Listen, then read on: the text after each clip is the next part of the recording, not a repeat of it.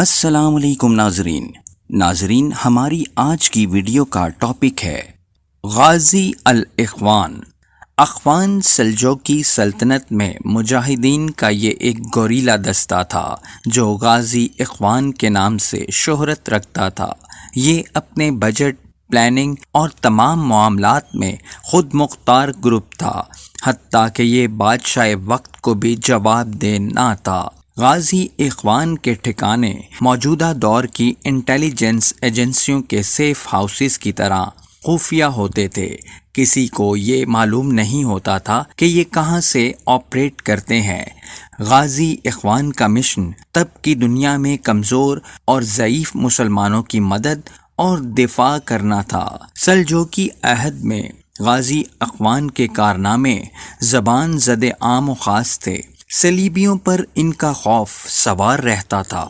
ان کے خوف سے کوئی بادشاہ بھی کسی غریب پر ظلم کرنے سے پہلے ایک بار ضرور سوچتا تھا۔ انطاکیہ کے صلیبی بادشاہ کے بیٹے نے کسی غریب کے گدھے کو بلا وجہ مارا تھا۔ غازی اخوان نے صلیبی بادشاہ کو مجبور کیا کہ وہ سرعام غریب سے معافی مانگے۔ ایک دفعہ غازی اخوان نے بازنطینی حکومت کی قید سے بدلے میں ان کے کچھ قیدی دے کر کچھ مسلمان قیدی چھڑا لائے۔ ان مسلمان قیدیوں میں ایک مسلمان عورت بھی تھی جس کے ساتھ ایک صلیبی فوجی نے رہائی کے وقت بدتمیزی کر لی تھی۔ اس مسلمان خاتون نے غازی اخوان کو شکایت کی۔ چند دن بعد غازی اخوان نے بازنطینیوں کے کئی نامور افراد کو قیدی بنایا۔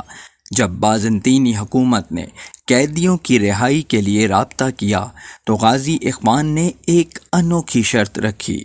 غازی اخوان نے اس مسلم عورت کی جوتی بازنطینی حکومت کے پاس بھیجی اور یہ شرط رکھی کہ یہ جوتی تم تخت شاہی پر رکھ کر پیش کرو گے۔ اس جوتے کے بدلے میں ہم تمہارے قیدیوں کو رہائی دیں گے۔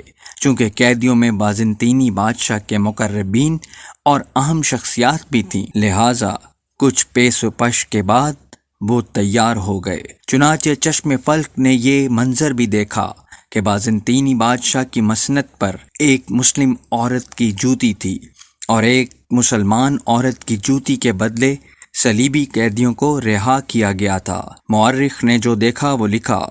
غازی اخوان میں شمولیت کے لیے حفظ قرآن مجید کی شرط تھی۔ ان کا لباس اور چال ڈھال الگ تھی۔ یہ راتوں کو جاگ کر تہجد اور قرآن مجید پڑھتے تھے۔ ان میں کون کون تھے، یہ کتنے افراد کی جماعت تھی، یہ آج تک کسی کو معلوم نہ ہو سکا۔ یہ لوگ عزت سے جیے، مسلم عزتوں کو بچاتے ہوئے جیے اور گمنامی میں گزرے۔ ناظرین، امید کرتے ہیں کہ آپ کو ہماری آج کی ویڈیو پسند آئی ہوگی، تو اسے لائک کیجیے اور چینل کو سبسکرائب کر لیجیے۔ شکریہ۔